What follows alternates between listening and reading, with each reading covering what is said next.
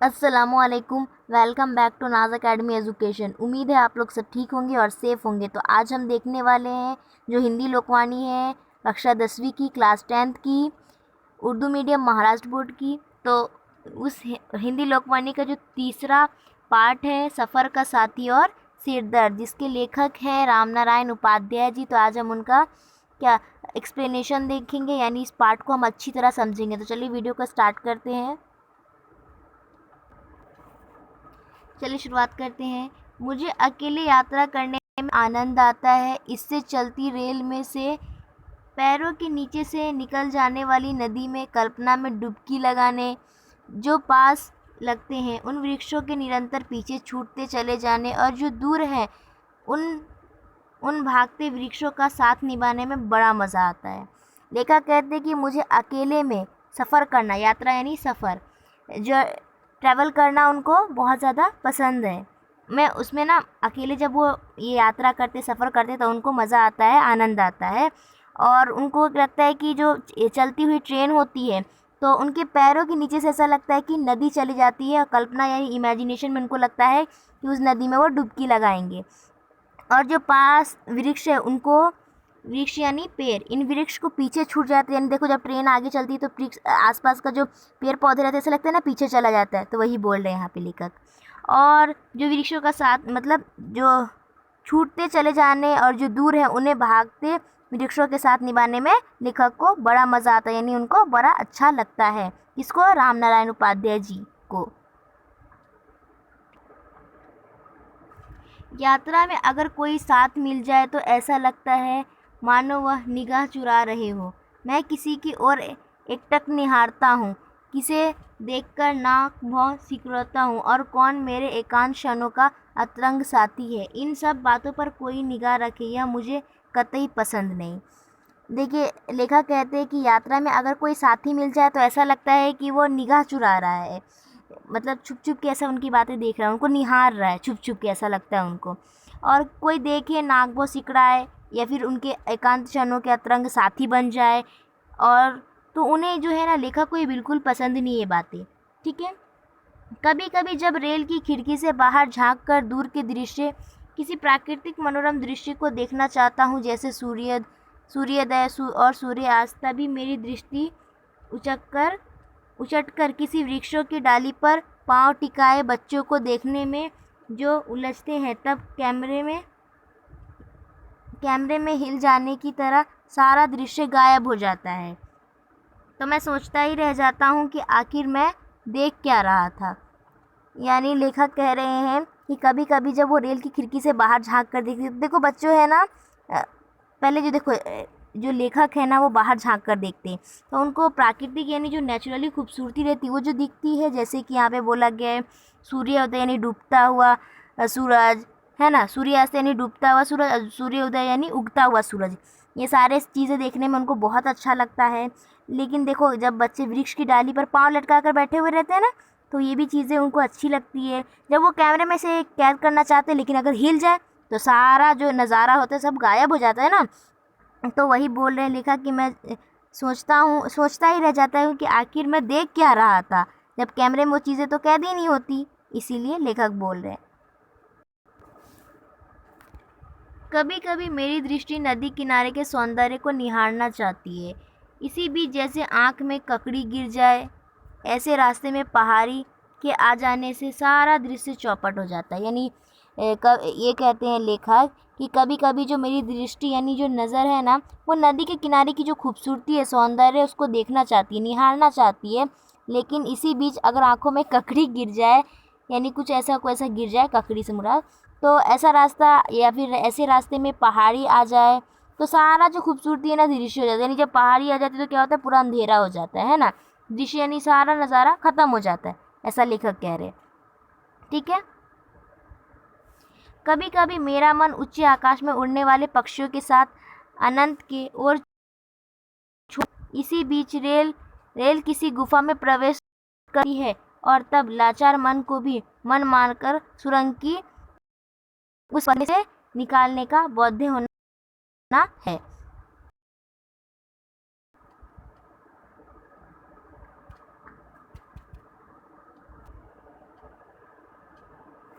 लेखक कहते हैं कि कभी कभी मेरा मन है ना ऊंचे आकाश यानी एकदम ऊंचे आसमान में उड़ने का दिल करता है। किसके साथ? पक्षियों यानी परिंदों के साथ। उनका पूरा आनंद यानी आसमान में पूरा ओर छोर नापना चाहते हैं, यानी हर तरफ घूमना चाहते हैं लेखक। लेकिन इसी बीच अगर रेल किसी गुफा में चले जाती है, यानी प्रवेश यानी चले जाती है, एंट्री हो जाती है, तो क्या होता है कि मन पूरा लाचार हो जाता है। पूरा उनका मन का पूरा मतलब ये ख़त्म हो जाता है, मज़ा ख़राब हो जाता है और मन मार कर क्या होता है, सुरंग की उसी पतली लकीर में से उनको निकलना पड़ता है और उनको अपने मन को मनाना पड़ता है। ऐसा लेखक बोल रहे हैं, ठीक है। वैसे मुझे बस की यात्रा कतई पसंद नहीं। उसमें ये भी ज़रूरी नहीं कि बगल में बैठने वाला आदमी हमारा मनपसंद ही हो। अनेक बार तो ऐसे व्यक्ति से पाला पड़ता है जो रूठी हुई पत्नी की तरह लाख मनाने पर भी सीधे मुंह बात नहीं करता, और अगर उससे प्रश्नों के जरिए छेड़खानी की जाए तो हाँ हूँ में जवाब देकर खिड़की से बाहर मुंह लटका लेते हैं। कभी कभी ऐसा भी साथी मिल जाता है कि आप चाहे सुने या ना सुने, वो अपनी बात तब तक सुनाता रहेगा जब तक दो में से एक उतर न जाए। तो वैसे तो मुझे बस की यात्रा यानी बस का जो सफ़र है उनको बिल्कुल पसंद नहीं है, चाहे उसकी बगल वाला सीट अपना ही आदमी, अपना मनपसंद ही आदमी क्यों नहीं, फिर भी उनको मतलब पसंद नहीं है। अनेक मतलब लेखक कहते हैं कि कई बार तो ऐसा हुआ है, ऐसे इंसान से मेरा पाला पड़ा है कि रूठी हुई पत्नी को मनाने लाख मनाने पर भी वो सीधे मुझे से बात नहीं करती ना, उसी तरह कोई कोई इंसान रहता है जो बात नहीं करता। अगर उनसे मतलब कुछ सवाल किया जाए, पूछा जाए, उनके ज़रिए पूछा जाए, तब वो हाँ हूँ में जवाब देकर खिड़की के मुंह बाहर लटका लेते हैं। और लेखक कहते हैं कभी कभी ऐसे इंसान से भी साथी मिल जाता है कि अगर आप चाहे सुनो, दोनों में से कोई एक उतर ना जाए। ऐसा लेखक बोल रहे हैं, उनके साथ ऐसा ऐसा हुआ है।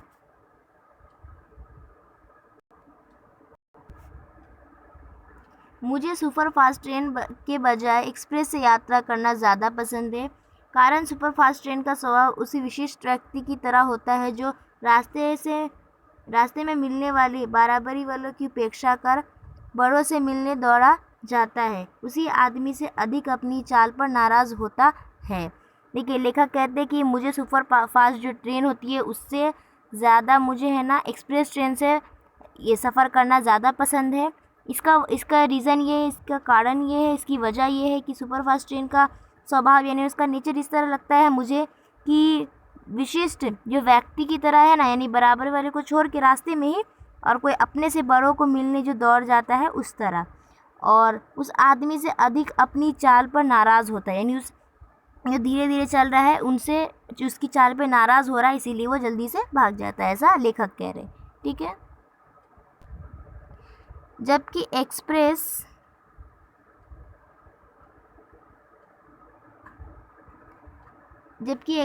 एक दोस्त की तरह दूर से स्टेशन देखकर अपनी चाल धीमी कर देती है, सबको अपने हृदय में स्थान देती है, और जब चलती है तो इस कदर धीरे धीरे कोई एक मित्र दूसरे से विदा ले रहा हो। लेखक कह रहे हैं कि सुपरफास्ट ट्रेन तो किस तरह भागती है, अपने दोस्त को देखकर एक तरीके से भाग जाती है, लेखक ऐसा समझा रहे हैं।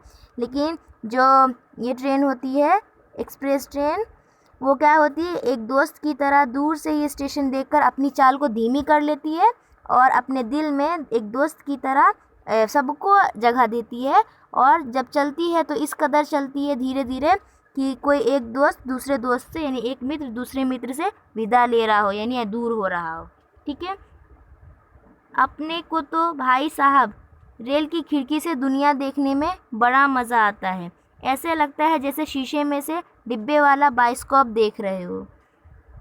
यानी लेखक कहते हैं कि हमको तो बहुत मज़ा आता है भाई साहब, रेल की खिड़की में से दुनिया देखने में बड़ा मज़ा आता है उनको, लेखक को ऐसा लगता है जैसे शीशे में से आप डिब्बे वाला बाइस्कोप ये होता है, पता है अभी नहीं पहले ऐसा होता था कि बाइस्कोप दिखाने के लिए उसके अंदर कागज़ के ज़रिए है ना सारे कुतुब मीनार, ताजमहल, दुनिया के अजूबे मतलब फ़ोटोज़ लगाए हुए रहते थे, और आप देखते थे ना स्क्रीन इससे शीशे के ज़रिए, तो आपको बड़ी बड़ी चीज़ें दिखती थी, उसी को बाइस्कोप कहते थे, जो अभी नहीं पहले था, ठीक है।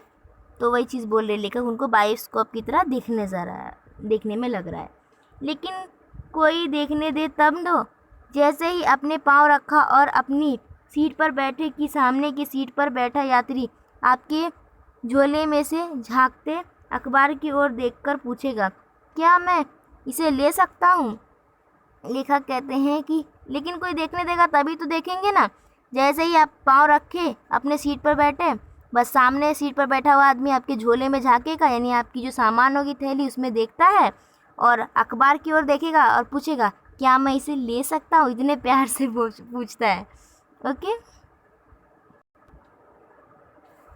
भले ही आपने उसे अभी अभी खरीदा हो और उसे खोलकर पढ़ना तो दूर पन्ने पलटकर भी ना देखा हो, लेकिन आपके उत्तर की प्रतीक्षा किए बिना अखबार सामने वालों के हाथ में होगा। अब आपकी स्थिति मांगने वालों की हो जाएगी और आप उत्सुकता से राह देखोगे कि समाचार पत्र अब लौट की तभी वे सज्जन एक जमाई लेकर उसे बेतरतीबी से मोड़ते हुए किसी दूसरे मांगने वाले की ओर इस तरह शान से बढ़ा देंगे मानो समाचार पत्र आपका नहीं उसकी निजी संपत्ति हो। देखते देखते समाचार पत्र के पन्ने एक दूसरे से जुदा होकर पूरे डिब्बे के चक्कर काटने लगेंगे। मज़े की बात यह है कि एक समाचार पत्र के कितने उपयोग हो सकते हैं इसका अंदाज़ रेल की यात्रा करते समय ही लगाया जा सकता है। कोई ललित निबंध के तो कोई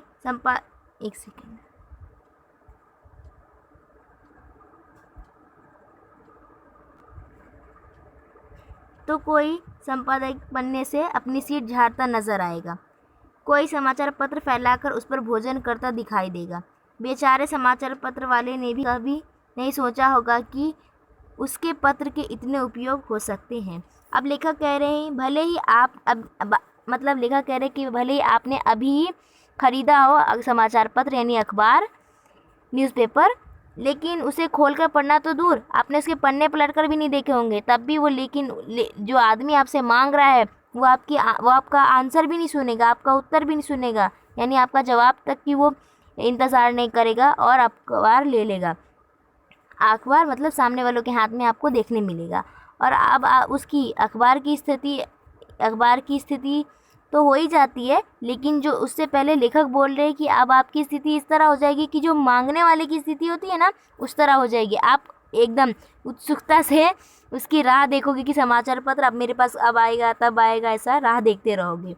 लेकिन तभी वे सज्जन क्या करेंगे, एक जमाई लेकर ऐसे करके, नींद आती ना तो जमाई लेते, वही जमाई लेकर बेतरतीबी से मोड़ते हुए यानी मोड़ कर किसी तरह भी रखेंगे। कोई दूसरा मांग रहा हो उसकी तरह इतने शान से बढ़ा देंगे कि जैसे समाचार पत्र आपका नहीं उसका हो, इस तरह तो उसकी संपत्ति हो यानी उसकी चीज़ हो, इस तरह बढ़ा देते। देखते ही देखते समाचार पत्र के जो पन्ने होते हैं ना पूरे डिब्बे में क्या होता है, चक्कर काटने लग जाते हैं, यानी एक हाथ से उसके हाथ में उसे यानी गोल गोल चक्कर काटने लग जाते बेचारे समाचार पत्र के पन्ने। ठीक है, तो इसका अंदाज़ा तो यानी आपको पता है कि समाचार पत्र के कितने उपयोग हो सकते हैं, लेखक बोल रहे हैं इसका अंदाज़ा आपको रेल की यात्रा करते समय ही लगाया जा सकता है। तो कोई क्या करेगा, कोई ललित निबंध से तो कोई संपादक पन्ने से अपनी सीट झाड़ता नजर आएगा, या तो कोई समाचार पत्र फैलाकर भोजन करता यानी खाना खाता हुआ दिखाई देगा। बेचारे समाचार पत्र वाले ने भी कभी नहीं सोचा होगा कि उसके पत्र ने इतने उपयोग हो सकते हैं, यानी उसकी जो पत्र है उसके इतने उपयोग यानी उसके इतने इस्तेमाल हो सकते हैं। इन सब से परेशान होकर जब आप पीछे की ओर सीट टिकाकर कुछ क्षण आराम करना चाहोगे, इसी बीच सामने से प्रश्न उछलेगा, कहाँ तक चल रहे हैं? आप अनमने मन से कहेंगे भोपाल तक। पूछेंगे भोपाल गाड़ी कितने बजे तक पहुँचेगी? कहेंगे 3:15 बजे। उनका तर्क होगा पहले तो 4 बजे पहुंचती थी, कहा टाइम बदल गया है। बोले गाड़ी में तो कोई जगह चेन पुलिंग होती होगी, आज की तारीख में पहुंच गए, यही गनीमत है। आप सोचेंगे चर्चा का अंत हुआ, तब भी तीर की तरह प्रश्न उछलेगा, अब हबीबगंज उतरेंगे या भोपाल? कहा हबीबगंज। पूछा हबीबगंज क्यों? कहा वहाँ से तुलसीनगर पास पड़ता है।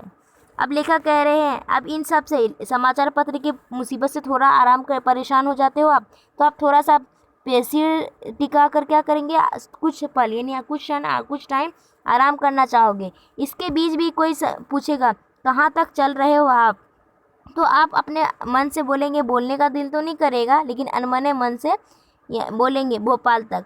तो फिर वो आदमी पूछेगा कि भोपाल गाड़ी कितने बजे तक पहुंचेगी, तो फिर आप बोलेंगे 3:15 बजे। फिर उनका तर्क होगा, उनका तर्क यानी उनको समझ में फ़र्क पूछने लग जाएंगे। पहले तो 4 बजे पहुंचती थी, फिर पूछेंगे गाड़ी में तो कोई जगह मतलब चैन खींच देता होगा, चैन खींचने की वजह से गाड़ी रुक जाती है ना, वो चैन खींच देता होगा, ऐसा बोलेंगे। तो आज की तारीख में फिर वो आदमी बोलता रहेगा कि आज की तारीख में तो पहुंच जाना यही गनीमत है। फिर आप सोचोगे चर्चा का अंत, यानी चर्चा ख़त्म हो गई होगी। तब भी तीर की तरह जो है ना क्वेश्चन आते रहेंगे। फिर आपसे पूछा जाएगा कि आप हबीबगंज उतरेंगे या भोपाल। तो फिर बोलेंगे आप कहाँ, यानी आप बोलेंगे हबीबगंज। फिर वो पूछेंगे हबीबगंज क्यों, फिर आप कहेंगे वहाँ से तुलसीनगर पास पड़ता है इसीलिए। वे चिढ़कर कहेंगे खाक पास पड़ता है, ऑटो वाले 5-7 रुपये ऐंठ लेते हैं। इससे तो अच्छा है आप भोपाल स्टेशन उतरते, वहाँ से 4 कदम चलने पर टेम्पो मिल जाता जो 50 पैसे में टीटी नगर और फिर 50 पैसे में तुलसी नगर तो क्या अरोरा कॉलोनी उतार देता। पहले इतना समझ लेते, यानी वो जो आदमी है, जब आप उसको बोलेंगे कि हम लोग वहाँ से तुलसी नगर पास पड़ता है, फिर वो आदमी चिढ़कर गुस्से से बोलेगा खाक पास पड़ता है, ऑटो वाले तो 5 से 7 रुपये ले लेते हैं। इससे अच्छा है कि आप भोपाल स्टेशन पे उतर जाओ और वहाँ से 4 कदम चल लो। 4 कदम से मतलब कि कुछ थोड़ी देर चल लो, फिर अब वहाँ से टेम्पो मिल जाएगी आपको। फिर जो 50 पैसे में ही टीटी नगर है ना, वहाँ आपको छोड़ देगा। फिर 50 पैसे में ही तुलसी नगर तो क्या आपको अरोरा कॉलोनी में भी उतार देता है। सोचा कहीं यह पुनः हबीबगंज स्टेशन ले जाकर वहाँ से वापस ट्रेन में न बैठा दे। एतवा चुप्पी साध कर निश्चल बैठ गया। ये लेखक बोल रहे हैं कि सोचा कहीं ये फिर से हबीबगंज स्टेशन पे ले जाकर बैठाना दे मुझे वापस ट्रेन में, तो इसीलिए लेखक चुप्पी साध कर बैठ जाते हैं खामोशी से। ठीक है, अगर आप यात्रा पर हैं तो आपको सहयात्री के प्रश्नों का जवाब देना ही होगा। यानी अगर आप यात्रा पे हो, सफ़र पे हो, तो आपके साथ जो सहयात्री यानी जो सफ़र करने वाला इंसान है उसके सवालों का जवाब आपको देना ही पड़ेगा। फिर पूछा किसी ने, भोपाल में क्या करते हो? कहा मीटिंग में जा रहा हूँ। वे कहना शुरू कर देते हैं, आप तो वल्लभ भवन के अकाउंट सेशन में है। लोगों के बिल बनाते बनाते अपना भी वेतन निकल जाता है। रहने को टाट से सरकारी क्वार्टर मिलता है। बीवी और 2 बच्चे हैं। फिर किसी ने पूछा भोपाल में क्या करते हो? तो आप कहेंगे मीटिंग में जा रहा हूँ, मतलब कहते हैं लेखक की मीटिंग में जा रहा हूँ। वे कहना शुरू कर देते कि आप तो वल्लभ जो भवन है उनके अकाउंट सेक्शन में है। फिर लोगों के बिल बनाते बनाते आपका भी वेतन निकल जाता है और रहने के तो टाट सरकारी क्वार्टर में मिल रहा है और जो बीवी और 2 बच्चे के साथ वहाँ रहते हैं। अब अगर ट्रेन में रेलवे कर्मचारी का साथ हो जाए तो सारे रास्ते गाड़ियों की शूटिंग करने की आवाज़ सुनाई देगी। कोई कहेगा एटअप से आ रहा हूँ, 7 डाउन से लौटना है। अगर स्टेशन मास्टर ने सिग्नल नहीं दिया और गाड़ी आउटर पर आकर खड़ी हो गई तो रात वापस घर लौटना मुश्किल है। तो सारे रास्ते गाड़ी की जो शूटिंग करने की आवाज़ आएगी, सुनाई देगी और कहेगा कि एटअप से आ रहा हूँ, 7 डाउन से लौटना है। अगर स्टेशन मास्टर सिग्नल नहीं दिया तो रात में वापस आना मुश्किल हो जाएगा। आजकल तो मेल को रोककर माल को पास कराना पड़ता है। कारण है कि मालगाड़ी में भरे माल के बिगड़ने का डर रहता है, जबकि मेल में बैठा आदमी बिगड़ता नहीं। अरे नाराज़ भी तो नहीं होता, क्या खाक नाराज़ होकर होगा?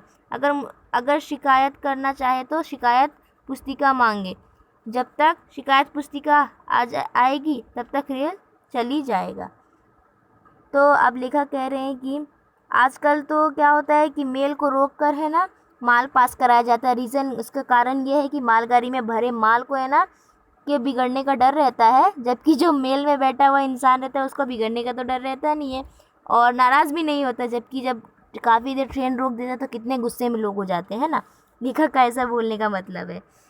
तो क्या खाक नाराज़ होगा, ऐसा लेखक बोल रहे हैं। अगर शिकायत करना चाहे तो पुस्तिका मांगेंगे। और जब तक आप पुस्तिका लेकर आओगे तब तक रेल चली जाएगी, ऐसा लेखक बोल रहे हैं। दूसरे ने कहा, मैं पूछताछ विभाग में काम करता हूँ। लोग बाग में भी कैसे कैसे सवाल पूछते हैं। कोई पूछता है 10 बजे वाली रेल कब आएगी, कोई पूछता है छोटी लाइन वाली गाड़ी कहाँ पर खड़ी होगी। अब कोई दूसरे आदमी ने कहा कि मैं पूछताछ विभाग में काम करता हूँ। लोग बाग में भी कैसे कैसे सवाल पूछते हैं। तो कोई पूछता है कि 10 बजे वाली रेल कब आएगी, कोई पूछता है छोटी लाइन वाली गाड़ी कहाँ पर खड़ी होगी, ऐसा लेखक बोल रहे हैं। ठीक है, चलिए आगे का देखते हैं। आगे का है मानो उसकी बड़ी लाइन पर खड़ी होने का अंदेशा हो। एक दिन एक आदमी न तो कमाल कर दिया, पूछा, क्यों भाई साहब, बिना टिकट वालों के लिए बाहर जाने का रास्ता किधर से है। मतलब कोई एक दिन तो एक आदमी मतलब पूछता, ये होता है कि बड़ी लाइन खड़ी होने का उनको अंदेशा रहता है, ऐसा लगता है कि हो सकता है ऐसा, तो ऐसी भविष्यवाणी की तरह हल्का अंदेशा करता है वो। लेकिन एक दिन आदमी ने तो कमाल ही कर दिया, पूछा, क्यों भाई साहब, बिना टिकट वाले, यानी उसके पास टिकट नहीं, वो उसके जाने का रास्ता किधर से है, वो पूछता है। मैंने कहा, मेरे पास बैठ जाओ, मैं भी एक दिन इसी तरह रास्ते पूछते पूछते यहाँ आया था, अब लोगों को बाहर जाने का रास्ता बताने का काम कर रहा हूँ। लेखक बोले, मैंने कहा, मेरे पास आओ, बैठ जाओ, मैं भी एक दिन इसी तरह गया था, पूछते पूछते यहाँ आ गया हूँ, अब लोगों के बाहर जाने का रास्ता मैं ही बताने का काम कर रहा हूँ। ठीक है। एक बार एक सहयात्री ने पूछा, क्यों भाई साहब, क्या आप यात्रा पर जाने से पहले आरक्षण करा लेते हैं। लेखक बोले, एक बार कोई आदमी पूछता है उनसे कि क्यों भाई साहब, क्या आप यात्रा पर जाने से पहले आरक्षण करा लेते हो। तो लेखक बोलते हैं, मैंने कहा, यह तो सहज बात है, आजकल बिना आरक्षण के यात्रा करना कोई सिरदर्द मोल लेना है। यानी लेखक कहते हैं कि बिना कोई आरक्षण के अगर आप नहीं लेते हो टिकट जैसे, तो आजकल बिना आरक्षण की यात्रा करना सिरदर्द मोल लेने के बराबर है। ठीक है। उसके बाद है, वे बोले, आप भी अजीब आदमी हैं, सिरदर्द तो आरक्षण कराने में है, हफ्तों चक्कर काटते हैं तभी एक सीट मिलती है। आप शान से टिकट जेब में रखते हैं, आकर डिब्बे में प्रवेश करते हैं, और जब कंडक्टर का आरक्षण का टिकट दिखाते हैं तो वो हिकारत भरी निगाहों से कहता है, जब टिकट है तो क्या देखना। नहीं होता तो देख लेता। वह दूसरे यात्री के पास जाता है, उसके पास ना टिकट है ना आरक्षण, इशारे में कुछ बात होती है और उसे वहाँ जहाँ से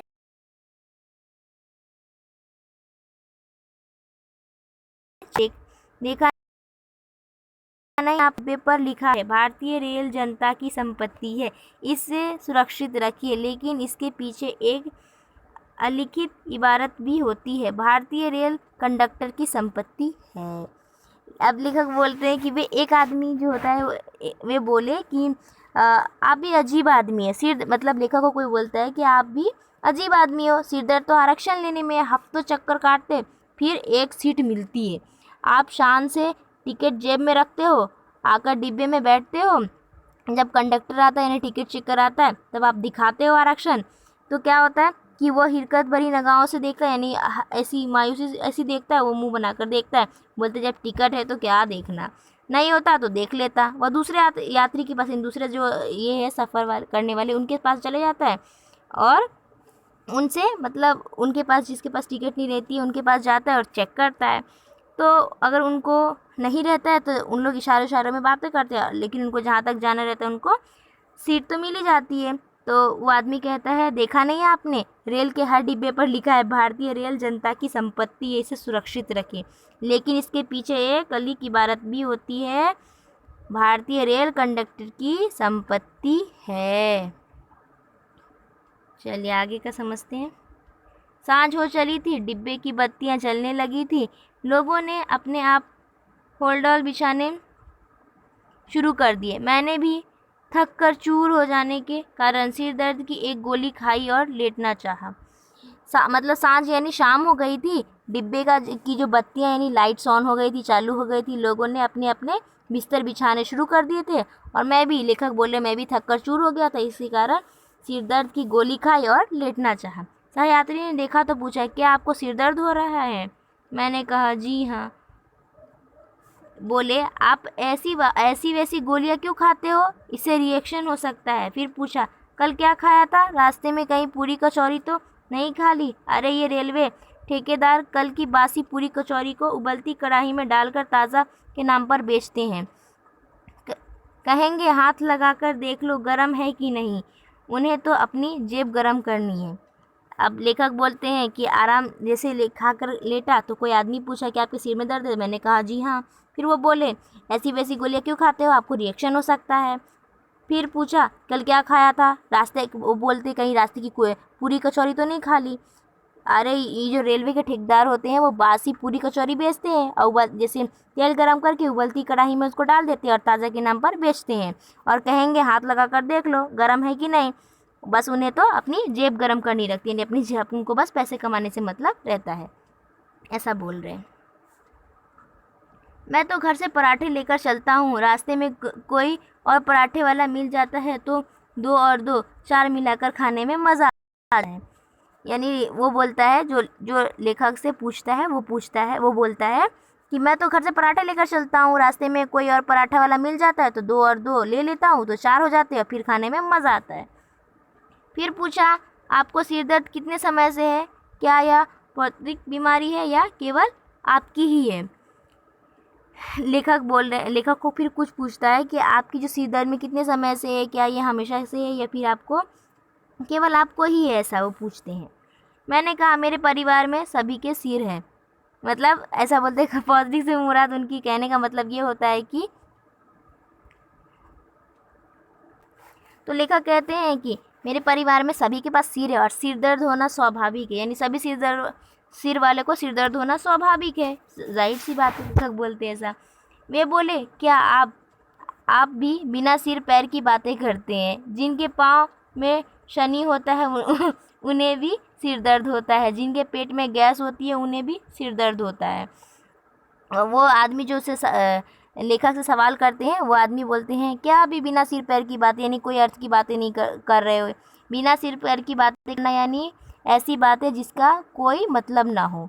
तो लेखक को ऐसा बोलते, वो आदमी बोलते हैं कि जिनके पाँव में शनि होता है ना, शनि मतलब होता है ग्रह का, ऐसा बोला जाता है उनमें, तो जिनके मतलब इसमें शनि होता है उनको भी सिर दर्द होता है और जिनके पेट में गैस होती है ना, एसिडिटी, उनको भी सिर दर्द होता है। मैंने कहा, आप वजह फरमाते हैं, जब मैं घर से चला तो भला चंगा था, ट्रेन में बैठा तब भी कोई शिकायत नहीं थी, किताब पढ़नी चाहिए तब भी मैं मन आनंद से हिलोरे ले रहा था, लेकिन जब से हम सफ़र सहयात्रियों ने सिर खाना शुरू किया है तो बेचारा सिर दर्द नहीं करे तो क्या करे? सच कहता हूँ भाई साहब, मेरे सिर में दर्द से नहीं, हम सफ़र यात्रियों के दर्द सिर से परेशान हूँ। अब लेखक कहते हैं कि आप भी वजह फरमाते हैं, जब मैं घर से निकला था तो अच्छा खासा था, जब मैं ट्रेन में बैठा तब भी कोई शिकायत नहीं थी, किताब भी मैंने अच्छे से पढ़ ली है, लेकिन जब से जो हम सफ़र यात्री है ना, उनके साथ जो यात्री सफ़र करने वाले लोग, जब से वो ये हुए ना, तब से उनके सर में दर्द हो रहा है। तो लेखक कह रहे हैं, सच में बोल रहा हूँ, मेरे सिर दर्द से नहीं, क्या हो रहा है कि हम सफ़र यात्रियों के दर्द सिर से परेशान है, लेखक ऐसा आपको बोल रहे। तो यहाँ पर ये जो हमारा ये है लेसन है, पार्ट है, सफ़र का साथी सिर दर्द, यहाँ पे ख़त्म होता है। And thanks for watching my video. भी हमारे चैनल को सब्सक्राइब करें और वीडियो को ज़्यादा से ज़्यादा शेयर कर दें, आपके लिए हेल्पफुल है। और इसका क्वेश्चन आंसर आपको पहले ही बता दिया जा चुका है, आप चाहे तो वो देख लें। चलिए मिलेंगे नेक्स्ट वीडियो में। अल्लाह हाफिज़, टेक केयर।